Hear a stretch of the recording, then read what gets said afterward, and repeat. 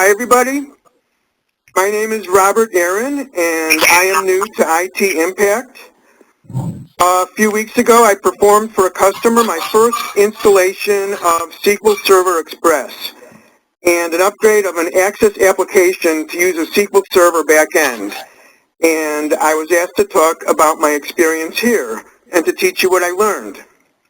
I am not an expert on SQL Server, but we do have an expert on this call. Ben is an expert. And if you would like to add anything to what I am saying, he is welcome anytime. Just type in the chat box whenever you like, Ben.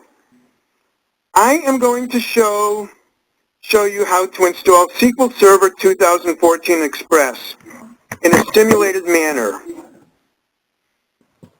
I'm going to show you how to upgrade an Access application to use a SQL Server backend in the simplest manner, using the SQL Server Migration Assistant, or SSMA, to create linked tables and adjust your front-end application.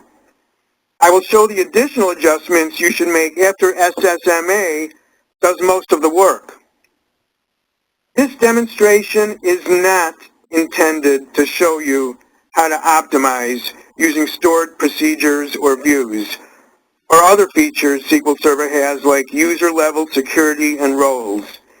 This is intended to show you the bare minimum of what it takes to get an application working with a SQL Server backend.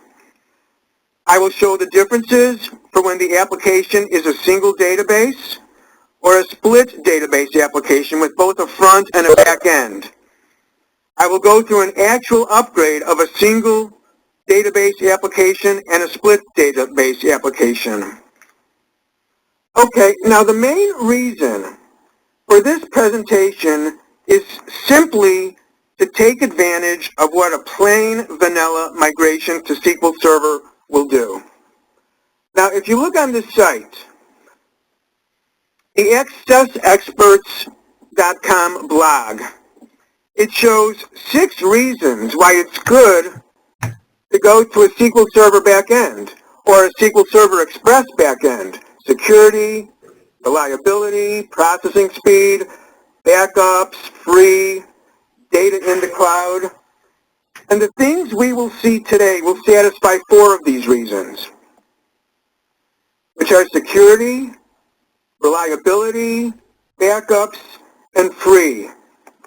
You will get about the same processing speed, since we will not be employing any optimizing, like using stored procedures, since that would involve a rewrite of code.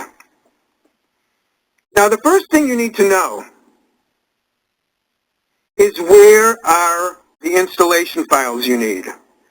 We are going to download SQL Server Express, the SSMA, or the SQL Server Migration Assistant, SQL Backup and FTP, which is the backup program we will be using. And you will need a client driver for every computer accessing a SQL Server database on a network. When you install SQL Server on a computer, it also installs the client driver or drivers on that computer, but you need it on the other computers. There are 2 different client drivers you can install, the ODBC client or the native client, which is also called the OLEDB client, and we will talk more about it. All these files can take a long time to download, and you don't know how fast your client's internet is. I suggest that you load these 4 or 5 files onto a flash drive to take with you to the client to save time. It's less than 2 gigabytes. And whenever a new version comes out, you can update your flash drive. Okay? Now I am going to show you SQL Server 2014 Express. You may be more familiar with 2012 Express. The main difference I have found is that the connection string is slightly different, and also the default instance name. I'm not going to talk about connection strings in this demonstration, and you will see in the simulated installation what the default instance is. All I will say about connection strings, in case you are interested, is 2014 Express works the same way as regular SQL Server, and the default instance has the same name, which is MS SQL Server. But in 2012 Express and before, the default instance has a different name called SQL Express. And you must include the instance name in a connection string. But in 2014, you should not include the instance name. If you really want more information, just go to this website right over here. Okay?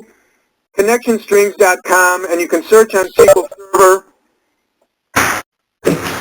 and you can see about the ODBC drivers. You can click on that.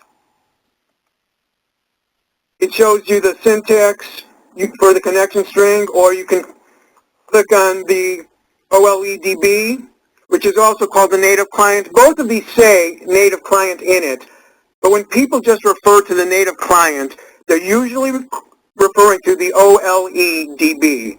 This has a slightly different syntax. This says provider, and the other one said driver. So I'm not going to talk more about it, but if you're interested, you can just go to this website. Okay? So I am going to show you now how to search for all these files. Now the first file you want to search on is SQL Server Express. We're going to download 2014. Okay, so you can type into a search engine SQL Server Express 2014 download. And then you can just click on the first result that's not an ad, which is this.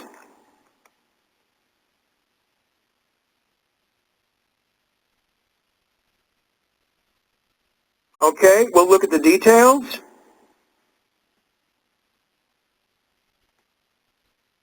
And the one you want is with the tools.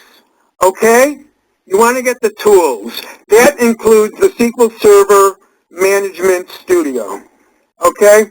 So that would be this one right here. Okay? You could also get an advanced version, this one here, which also includes full text search and reporting services, but your client will probably not use that, and you want to give them a smaller download, so will probably take just this. You can also get Windows on Windows.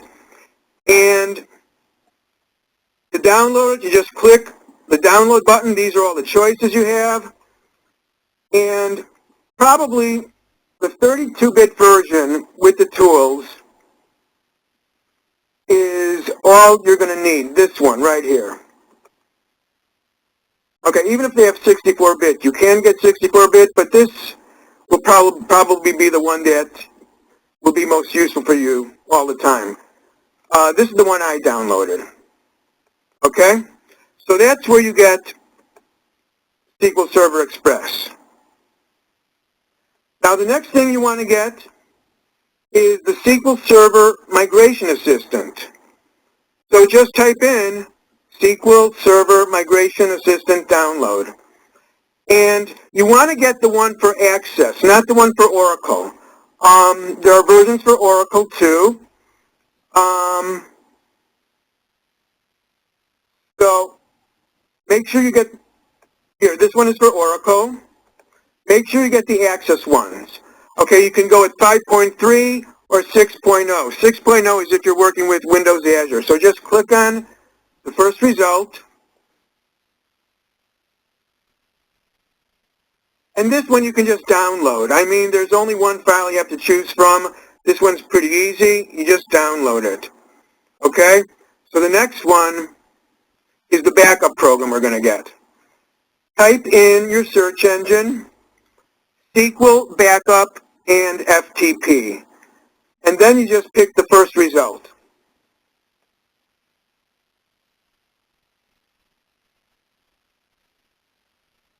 Okay? So this is where you want to click, right over here. You don't want the .NET version with the no Azure support. Just click right over here. Okay, so you'll get that file. And then it's good to get both drivers, the ODBC driver and the native client, or the OLEDB driver. I will later talk about the differences, but right now I'm just going to show you where to get it. Okay? So for the ODBC driver, just type SQL Server 2014 ODBC driver download. Okay? And then go just to the first result. This is pretty easy to find. And you just download it. Okay? There's just one, so that's pretty easy. The other one is a little bit harder to find, but you would type, it's not hard to find, you would type SQL Server 2012 native client driver download. There is no 2014 version. 2012 is the last one. And there is no direct link to this native client driver. There are a few scattered links that link to the driver, but once you type this in the search engine, the first result is the feature pack. And that's where you can get it from. Okay, so just go into the feature pack, which is the first result. And then you have to click on install instructions down here. And then you scroll down, smack dab in the middle. Like right over here, right in the middle. And here's where it is. You can get the 32-bit or the 64-bit versions. Okay? So,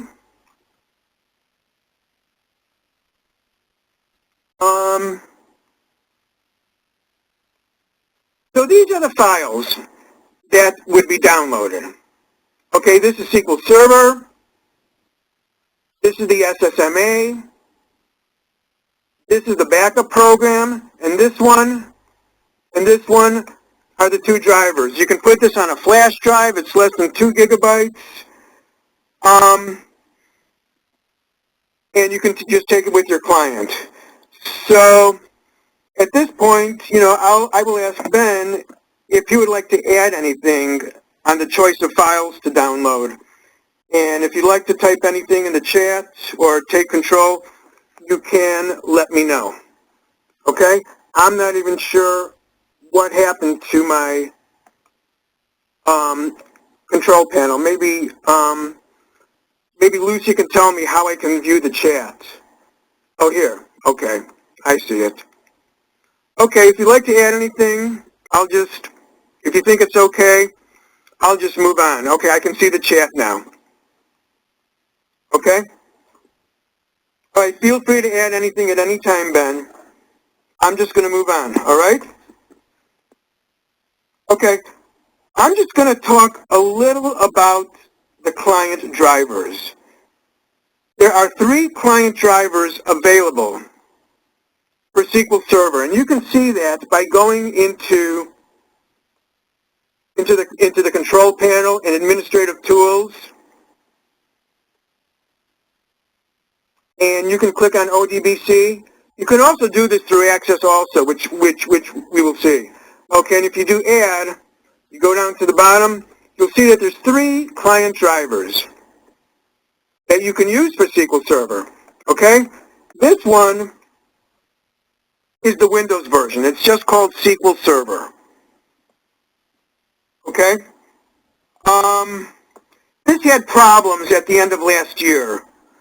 Performance in certain cases dropped to a crawl, but it seems to be better now. The problems seem to be fixed, but the SQL Server Migration Assistant uses this driver by default.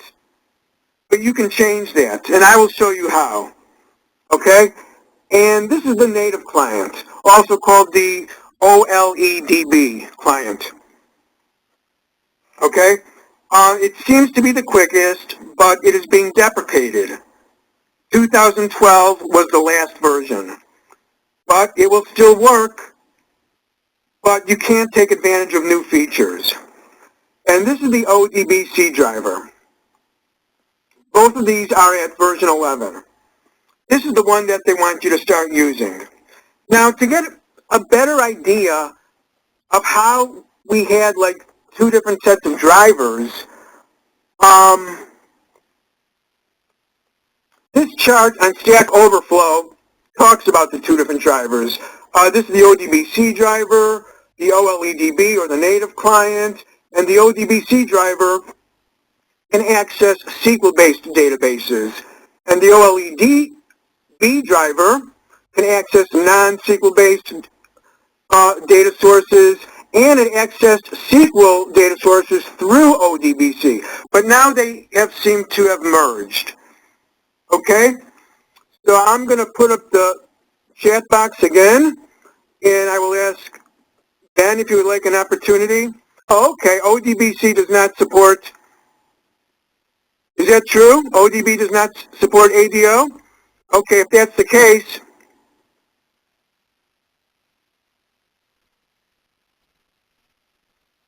okay, if you want to use ADO, then you need to use the native client. Okay, that's a very good point. All right? Okay, I'm glad that was brought up. Keep in mind the native client is deprecated, but it should still work, except for any new features that SQL Server comes up. Okay, thank you for that piece of information. Okay, very good. Okay, great. Okay, so let's move on.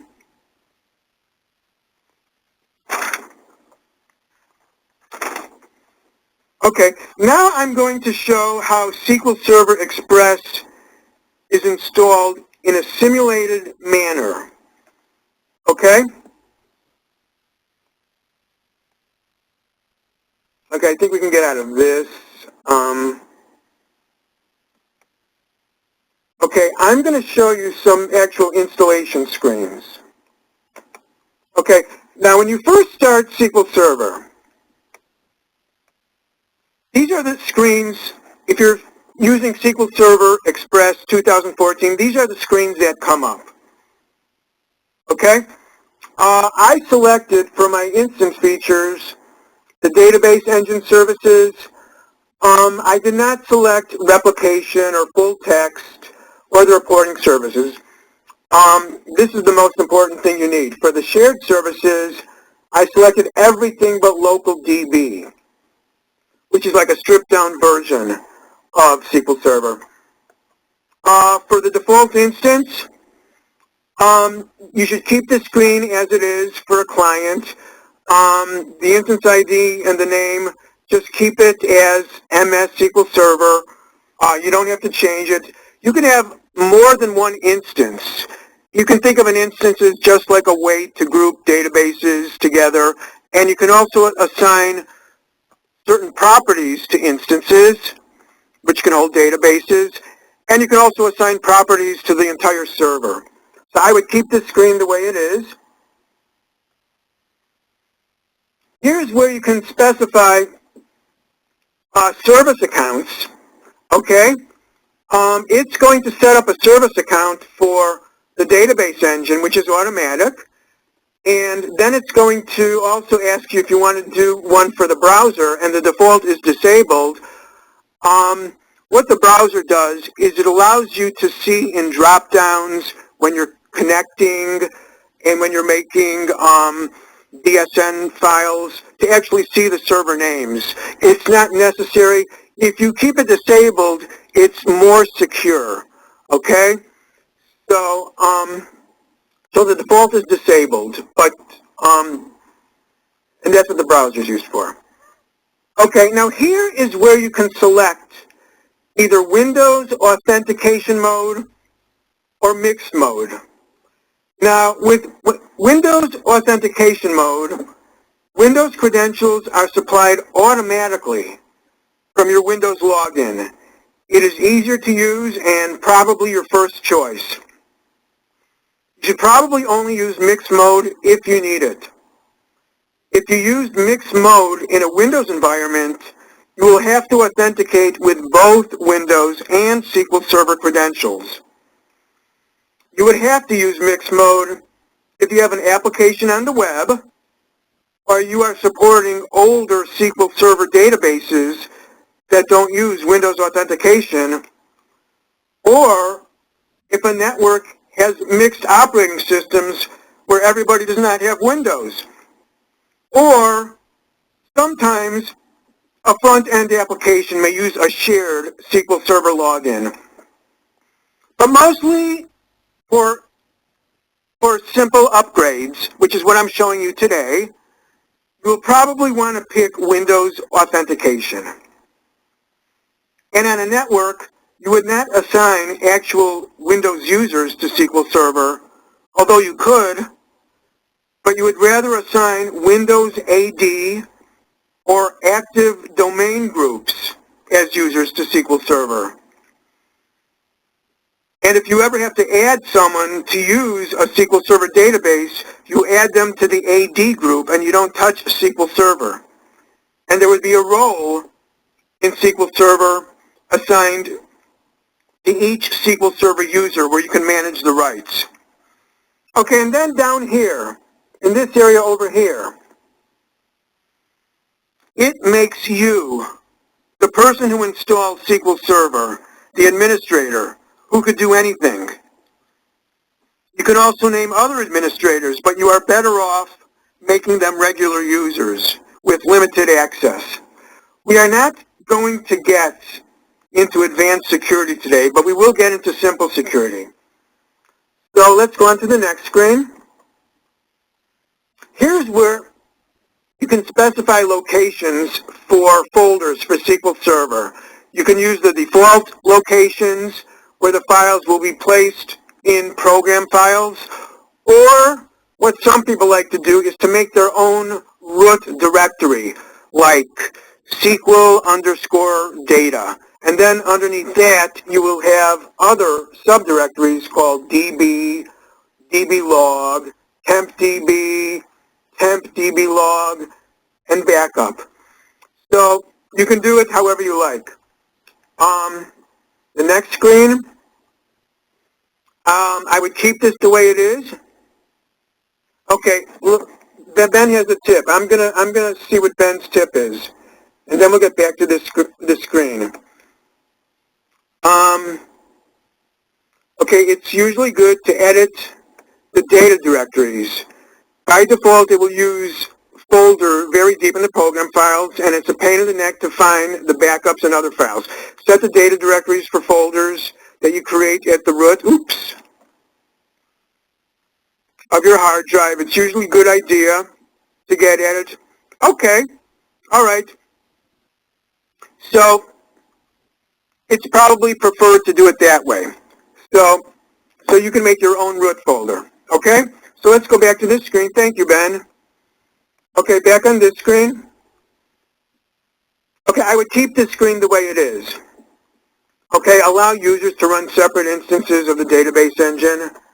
Okay? Okay, file stream. I would only enable file stream if you have an application that uses it. And it's always good to see the word succeeded, you know? That's always a nice vote of confidence. Okay? So, I'll ask Ben if he has anything else he would like to add about these installation object options. But that was a good point that you just added. If not, then I will just move ahead and show you the programs that were installed. So after you do this, you're going to install the SQL Server Migration Assistant, you're going to install the backup program, and then you will install the drivers, or driver, which one you want, okay? So once all those things are installed, you will see a bunch of new programs, okay? I'll show you all the things you get from installing those things. All right, you get all of this. Okay? Now what you're going to use most of the time is this, the SQL Server Management Studio. Okay? We will also take a look at the Configuration Manager. We will change a few settings to add to security. These deployment wizards, you're not going to get them with the free version. You have to pay for that, okay? This import and export feature allows you to convert data from one data source to another, but I don't think it's that useful because for Access, it only works with MDB files. Okay, this is the installation center, which are the screens that you just saw. Okay, and you can use this if you want to add another instance to SQL Server. The documentation is very good. It's SQL Server Books Online. It's probably the best way to learn SQL Server. Okay, let's jump down here for a second. You have a database tuning advisor, which can tell you how to improve tables, a profiler, which looks at requests coming in and out, and you can see how long things are taking, and you can view the results of the profiler. Okay, and we're also going to look at the SQL Server Migration Assistant. Okay, so those are the programs it added, plus it added some services too. In your administrative tools and control center, in the control panel, if you click on services, you will see what SQL Server added. Okay?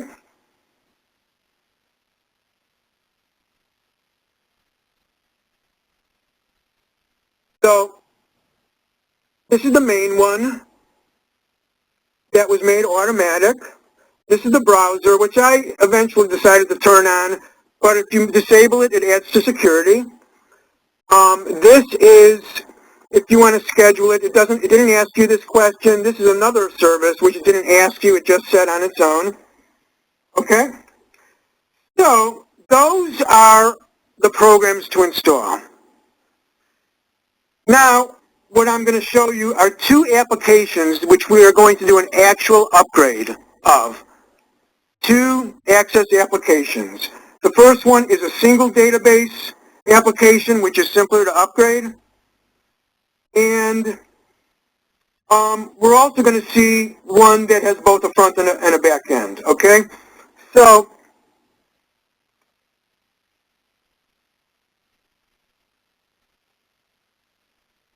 okay, this is an application.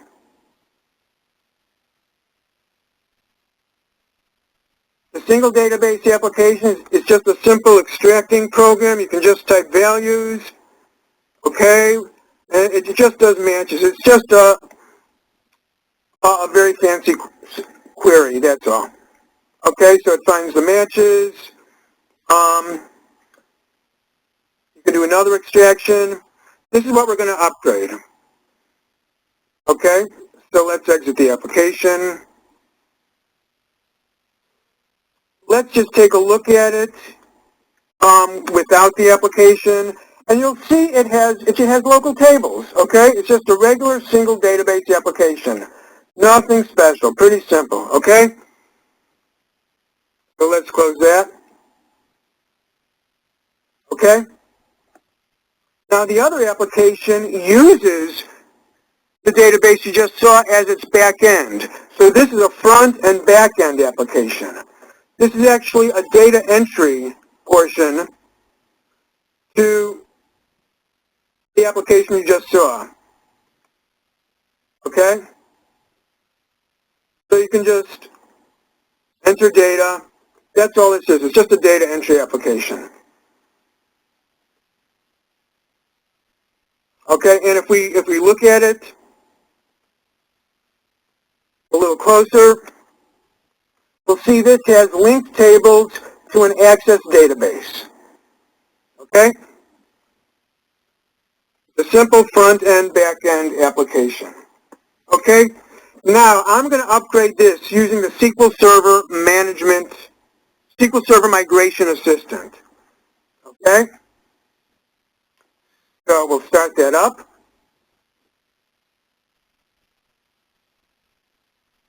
What's really nice about this is it has a wizard. You don't have to, you just say yes. You just do everything you want. You can also get the wizard from clicking File, but I'm just going to do Next. You just answer the questions. Just say yes. Okay, just say Next. Here it wants to add databases, so I will add this database.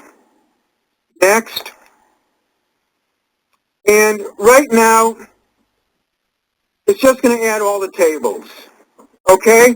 I could add queries if I want, and it will try to convert it into views, but if I want to do like a straight upgrade of a single database application, I don't have any need for these queries. And besides, my queries will not even be upgraded because they're too access specific. It's going to give up. So just go with what it checks and say next, okay? Just say next, okay? We'll talk more about the server port here. We could change that. But for here, just say next right now. It does not exist. Do we want to create it? Say yes.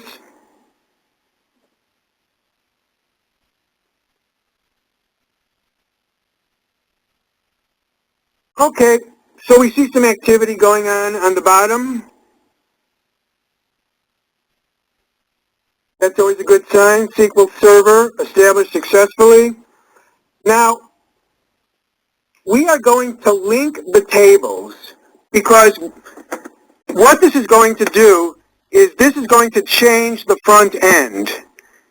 It's going to save a copy of the local tables. It's going to rename those local tables, and it's going to replace them with linked tables to SQL Server with the same name as your original local tables. So we're going to do this. If you were doing a split database, you probably would not do this. We'll talk about that later because there's no reason to do that. But we'll talk about that later. So just say next. Okay, let's let it do its thing. Okay, and it's always good to look at the results. Okay? Not found is okay because it's trying to synchronize with the SQL Server database. These tables don't yet exist. The only thing that is not fine is we don't want USys ribbons in SQL Server because it is a front-end application table. It is not a data table. Each front end can have its own USys ribbons. We could have just not selected this, but I'm going to show you how to fix this after the fact. I'm going to show you that. Okay, so just click OK.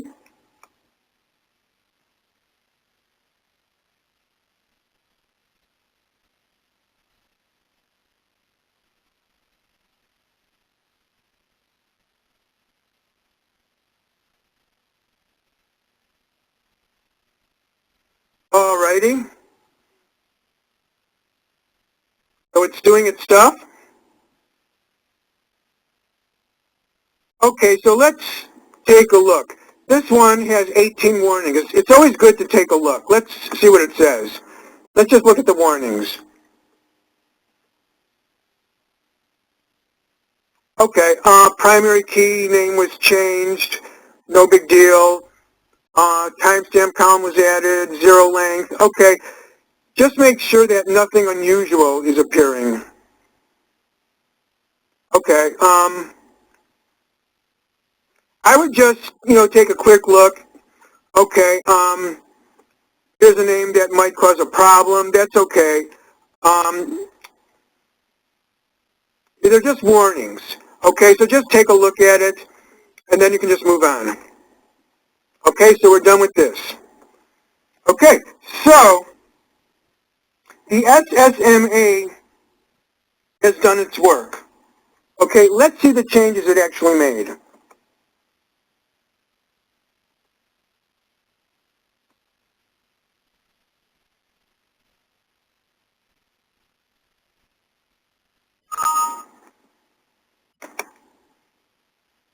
Okay, these names used to be called the same name, but a local table. But now it is a linked table, and you can see the driver over here is SQL Server. It used the default Windows driver, okay, and it renamed the local tables to another name, okay? So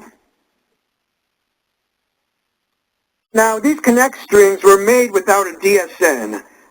Only the connect property was created. This is DSN-less. We'll talk more about that in a moment. Okay? And let's show how it runs the same.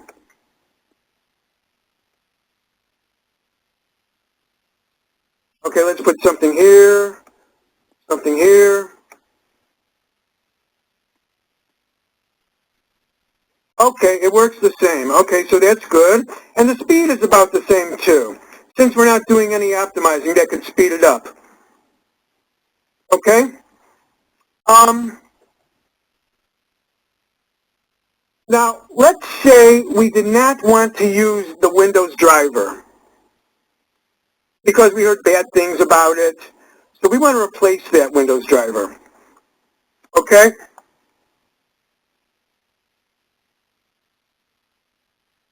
Let's start this up. Okay. What we're going to do, you see right now it says driver equals SQL Server. We are going to use the link table manager. Okay? We're going to select all. Always prompt for new location. Okay? And we're going to make a new file DSN. Okay? And we are going to choose this one, the ODBC, for now, okay? Even though you probably ought to use the OLEDB for ADO projects, but we'll use this one for now, okay? Okay, we'll type the name of the data source. I'm just going to use today's date, which is today. So I'll just call it driver 0210. Next. Finish. You don't have to put a description. If I click on here, since I enabled the browser service, I should see a list of all the servers. And I'm not sure why that list did not show up right now. I'm seeing local, and I should also see the name of the actual name of the server. There we go. There we go. Okay. Now, either way will work if you're using a single computer.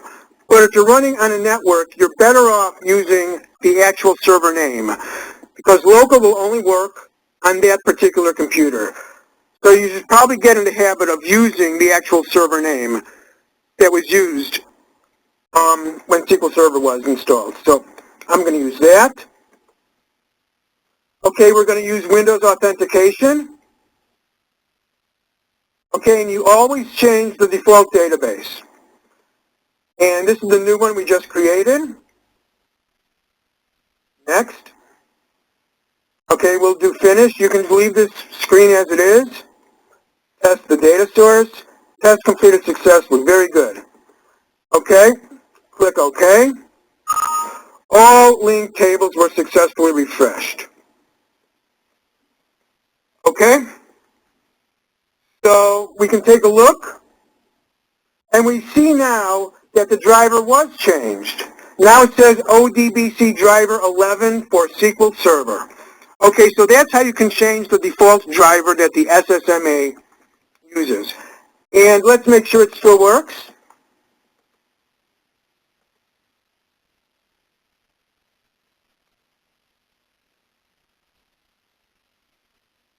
And it still works. Okay? There's one other change I want to make. Okay?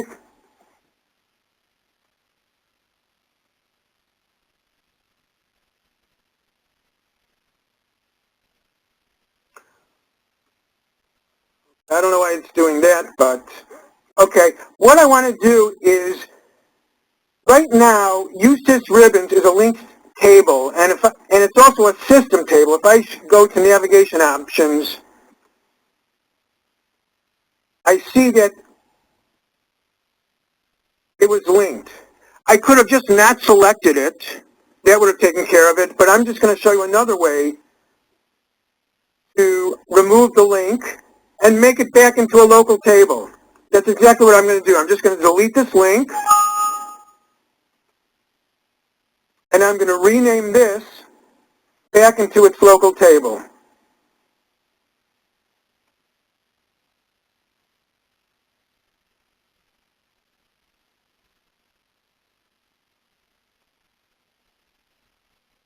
Okay?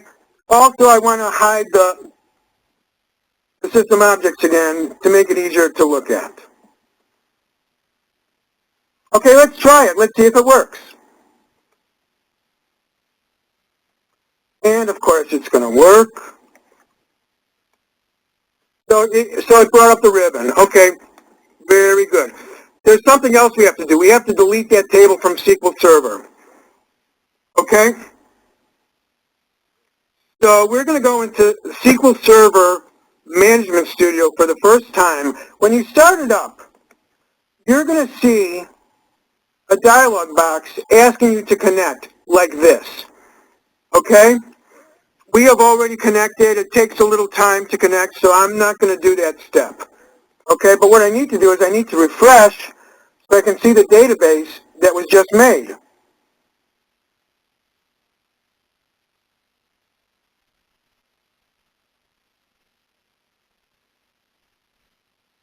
Okay. Okay, now this is the table I want to remove.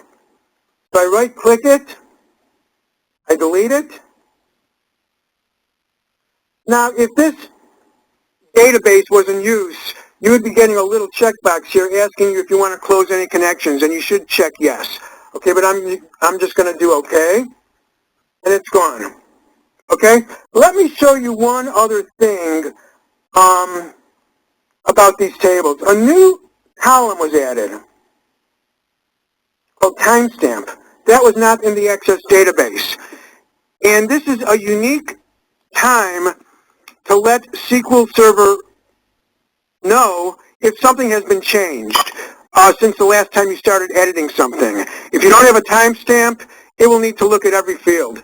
So that's why that field has been edited. Okay? So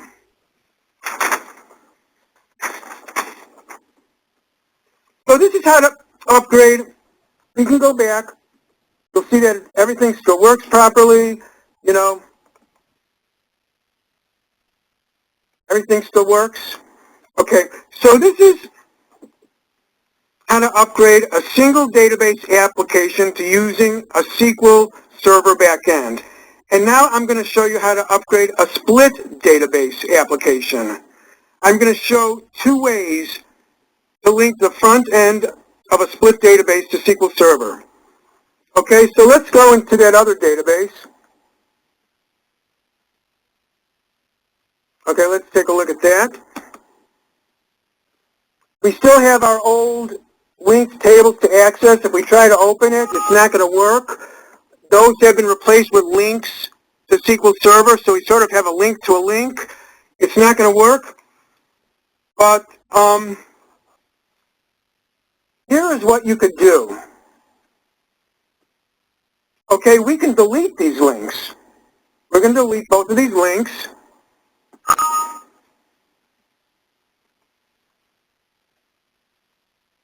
And now we can go and import the links from the other database as tables, which is quite remarkable.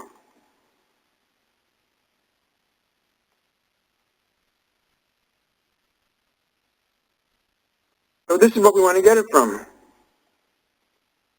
Now look, these are the local tables, but these are links to SQL Server, and they are appearing as tables. So we can just import them, which is amazing, okay?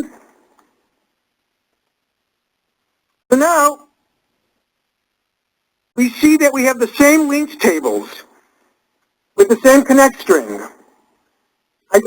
I can start it up, and you'll see that it still works.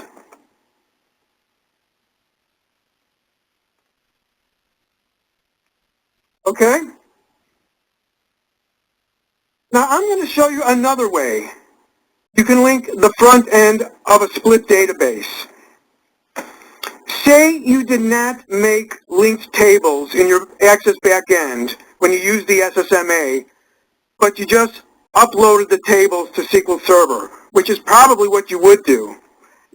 In my example, my backend also had an interface So I wanted it linked since it was a single database application. But for a split database application, you will not have a need to link your Access backend, although you still could do it the same way. But say you have uploaded your backend tables into SQL Server, and you want to link directly to it. Okay, so let's open up this front end again.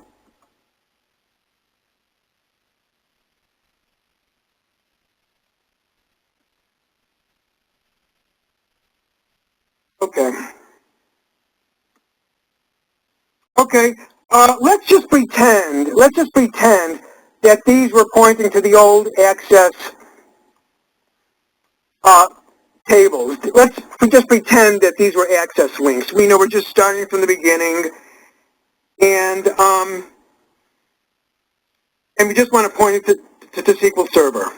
Okay? So we can relink this using the link table manager. Select all.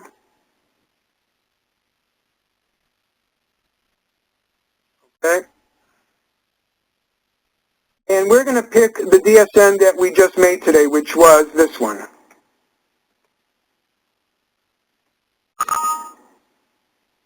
Wait, sorry about that. What I meant to do... Oh, okay, yeah. So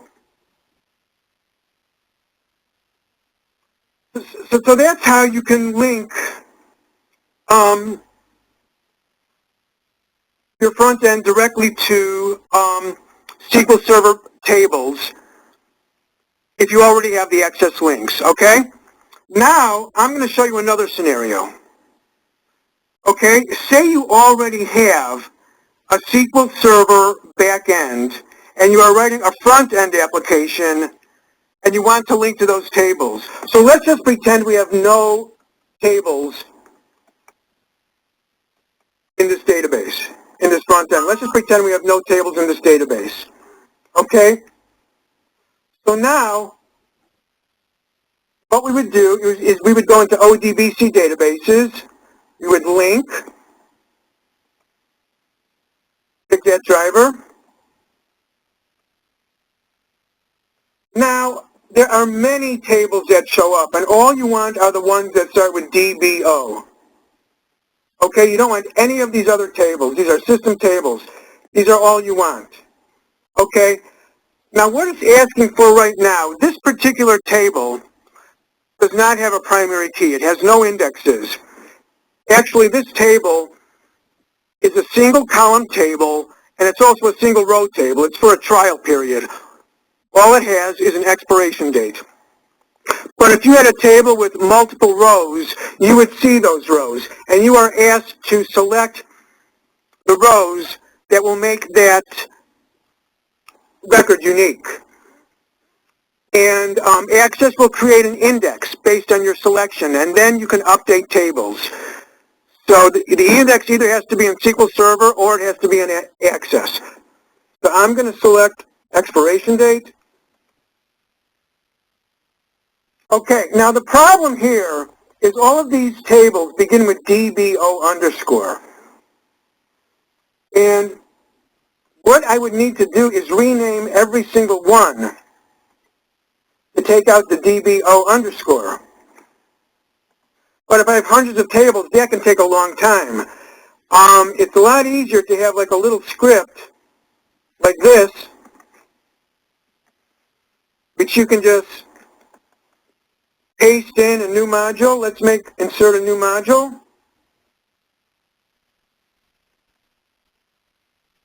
Oh, let me take that out. CD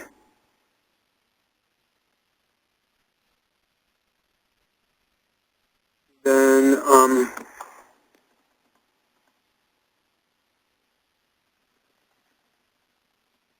I was just playing around there. Sorry about that. Okay. What this is doing is it's going through every table def, and it's checking to see if it starts with DBO underscore. And if that's the case, it's just going to chop that prefix off. So I'm just going to run this over here. we'll just wait a few seconds, and we should see this screen updated.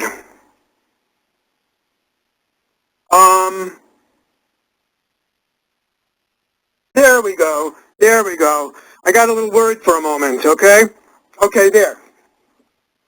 Okay, so now all the names have been updated. And that's what you could do if you have hundreds of tables.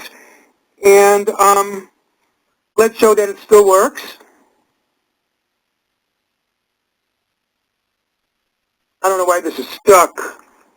Let me just close it and reopen it. No, we don't have to save the changes. Okay, let's open that up again.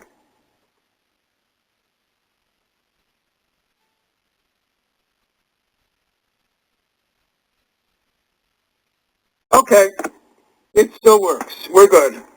Okay, let's just take one final look at that.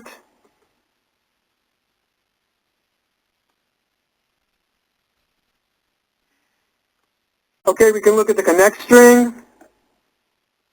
Okay, the connect string.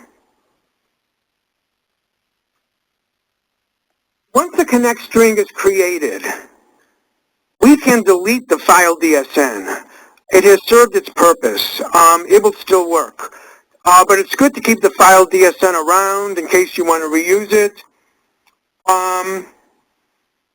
So I have shown you a few approaches about how to upgrade an application to use a SQL Server backend for both a single database application and a split database with a front and back end.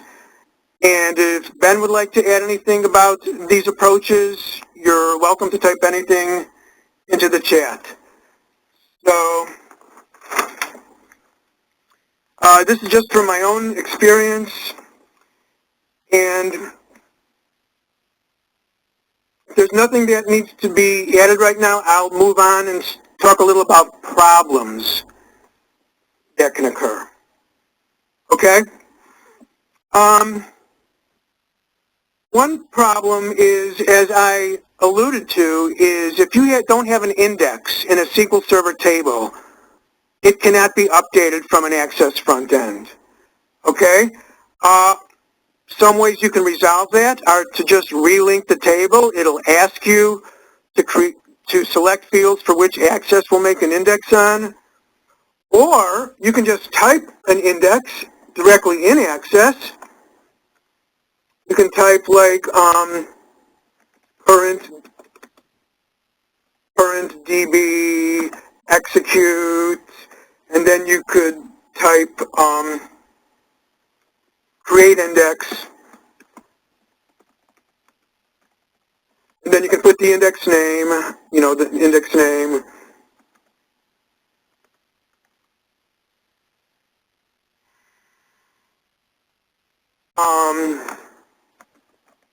And the table name.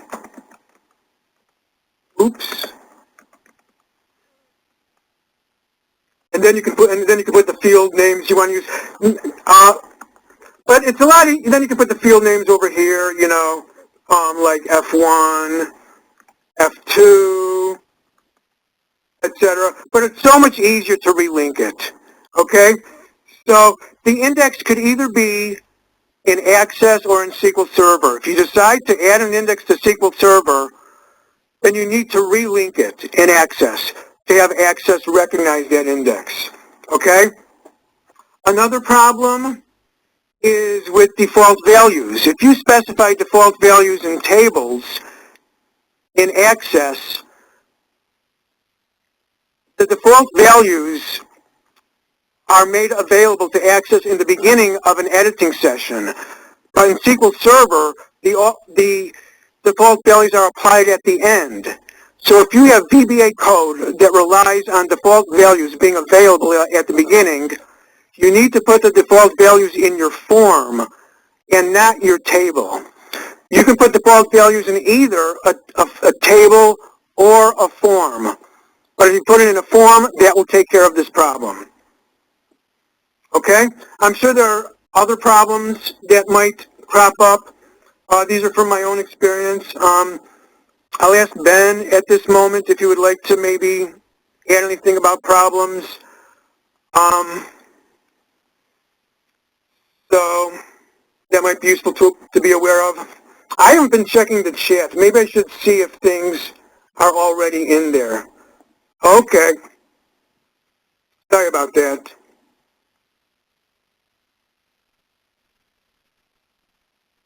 Okay.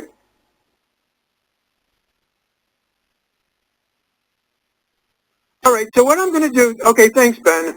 Okay, what I'm going to do right now is just show you some very basic security measures you can use with the Configuration Manager, and then I will ask Ben to elaborate on it since he's much more of an expert on that than I am. Okay, so we'll go into the Configuration Manager.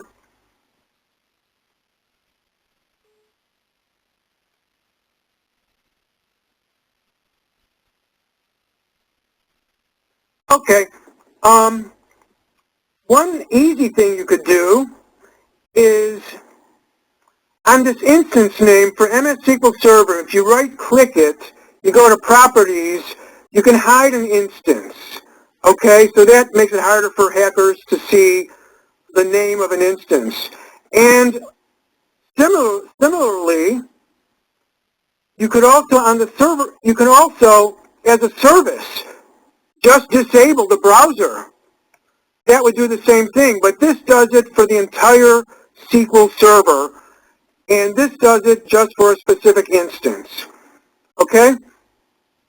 Another thing you could do is you can change the port number. You go into TCP/IP. The default port is 1433, and if you go into it on the server level, you can also see, wait, excuse me, sorry about that. Here, go on the server level, TCP/IP. You can also see that there are a number of IP addresses that have 1433. I'm not going to say anything more about this, but I'll just ask Ben if he would like to elaborate about what you can do in the Configuration Manager to add like basic security. Not very advanced encryption, things where you need certificates, but just basic security. So, if you would like control over my computer, you can tell me how to do this, or if you would just like to type in the chat, either way. Okay, two other protocols. Okay, Ben says, note if you plan to share your SQL Server to several people, you must enable TCP/IP. Okay, that's what Access uses. Okay, you must enable, okay, so this has to be enabled if you plan to share it. Okay, that's good. The two other protocols are not as useful. Okay, good. Typically, it's a good idea to just enable the TCP/IP. Okay, so if you're sharing this on a network, this has to be enabled. Okay? Then, okay, you should use a non-default port, not 1433.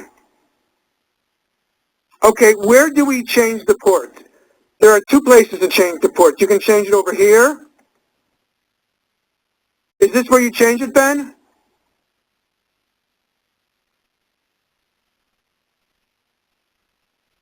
Anyway, using non-default port is just obscurity, but at least it makes it likely that the attacker will find it. Okay, you need to set TCP port for each IP addresses. Okay, so you're saying to change each one of these. Note that when you do that,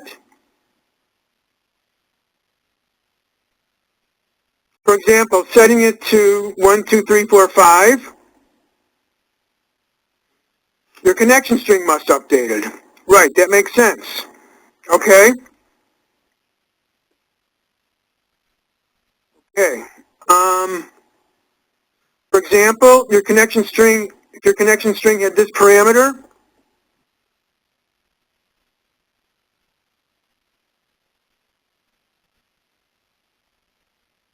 Okay, a database equals my server, SQL Server. It would now be, we'd have a port number.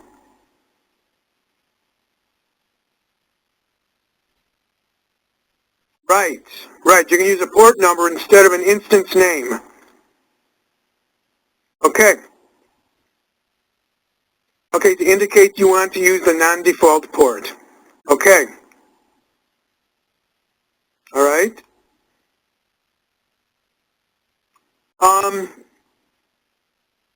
So Ben, do we change the port number here and over here in both places? Do we change it in both places? If the users are all with the same domain, then you can just use Windows authentication. But that will not be the case across the internet. Okay?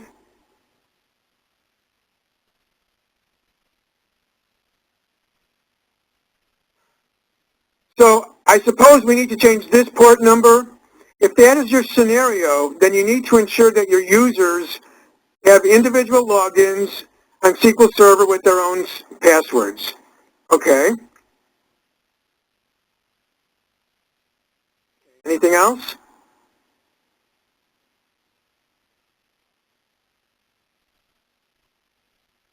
Can't remember, but it may be enough to change the default port. By the default ports, do you mean at the server level and the client level? Here we are looking at the server.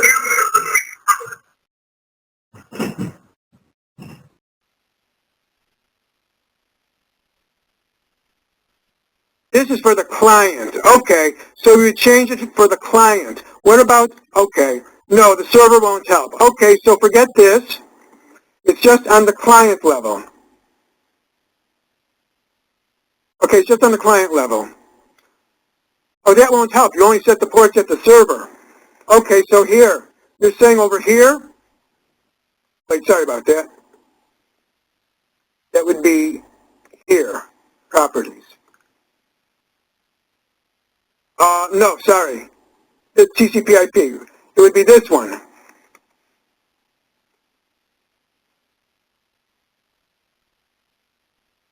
This is the server level. So this is the only one that we care about. Okay. We don't care about the client level. This is where you set the ports. Okay. Okay, good. Okay, all IP. So we want to move to the, okay, this is where, we go down to the all IP. This is where you set the port, and I think you delete all of these. Isn't that correct? You blank out all of these, and you set this to a different port. Is that correct?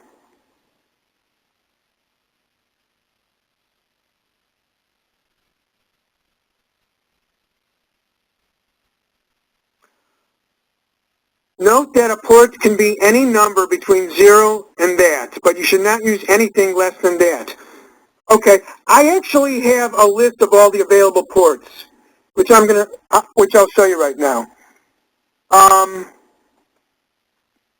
This shows you all the available ports you can use. I didn't want to comment on this because I am not an expert, but if you want to get this list, just search on service name and transport protocol port number registry. And I got this from Books Online, from SQL Server. Okay, so, but you should not use anything less than 1024. 1,000 or higher are better choices. So I guess you can just go to this list and find an available port number that's 10,000 and above. Okay? Ben, is there anything else you'd like to say regarding the configuration manager?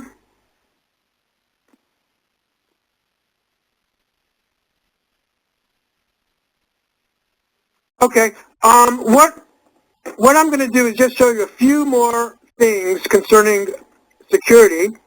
Here is a good website, Green SQL. I think I can close that. Green SQL. If you go down to the bottom, you'll see two articles. From this one, you can get a white paper From this one, it shows you best practices. If you click on that, you'll see this.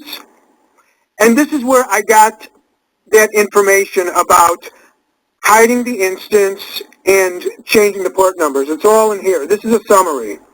So this is probably very good to get. For instance, what I was looking at before was here. Okay, like the IP all, and then hiding the browser. This is what I showed you before. It is from this article. Also, there's another good website.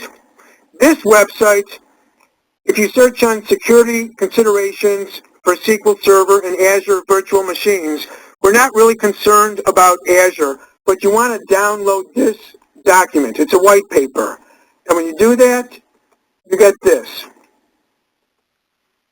This is written directly from Microsoft. So if you're really interested in SQL Server best practices, you must download this document. Okay?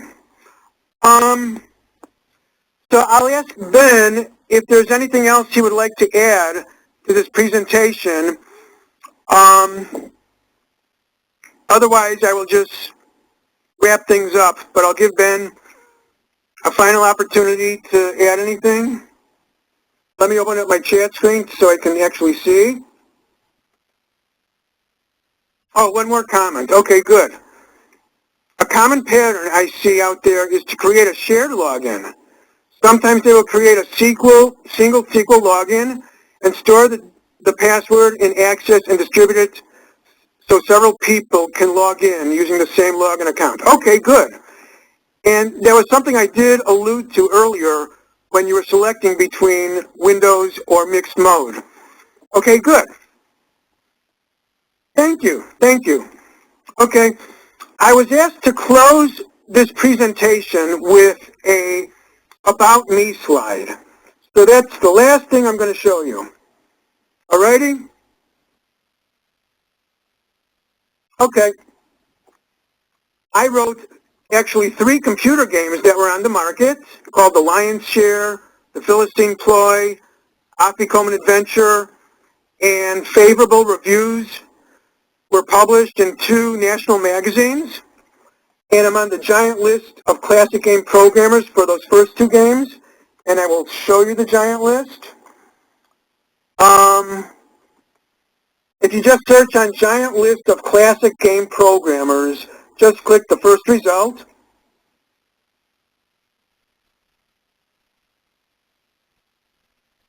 And then click giant list,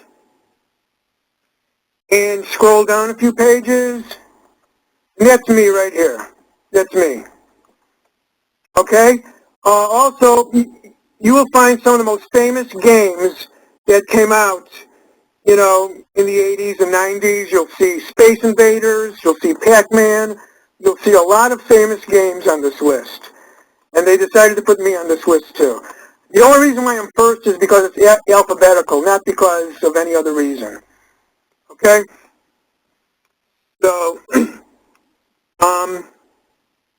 I wrote a computer game that McDonald's used at their national convention. Okay, so you'll unmute. Okay. I wrote the fastest full-screen movement of giant playfields of its time for 8-bit computers. So you can have an image literally the size of a football field, and your screen slides over it real fast. And this might not seem too impressive today, but in those days, the company that had the biggest selling game was interested, and they contracted with me and my partner to write their next big game, but they went out of business. They lost a lot of money on a game that didn't sell well. But their game is on the giant list also. I worked at the National Opinion Research Center at the University of Chicago for 14 years. I used Access, Paradox, and Java. I have degrees in math, computer science, and general engineering from the University of Illinois. And I invented a brain teaser called Cubagon that's available on Amazon.com, and this is what it looks like. Whoops.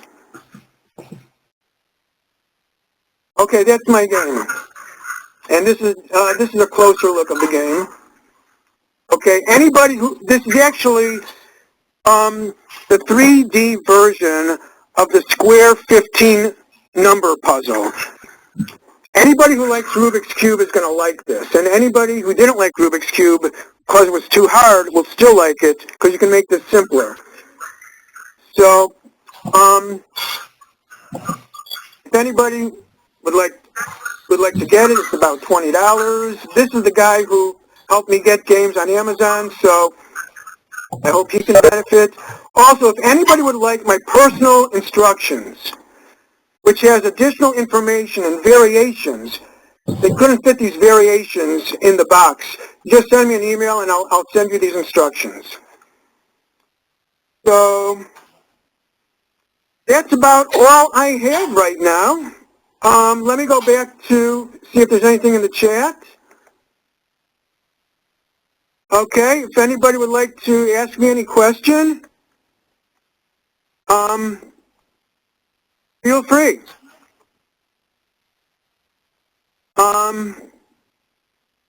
That's all I have. If there's no questions, I will say thank you very much for listening. If you do have questions, you can just email them to me right over here, raaron@itimpact.com. Okay?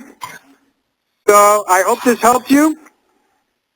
I hope now you have a better idea of how to upgrade a database in the simplest manner just to gain the benefits from stability and reliability from SQL Server. And I hope you liked it. So thank you very much for attending. I'll ask one more time if there's any more questions. If there's no more questions, I'll ask all of you to hopefully have everybody have a good evening. And thank you again for attending. All righty? Okay, bye now.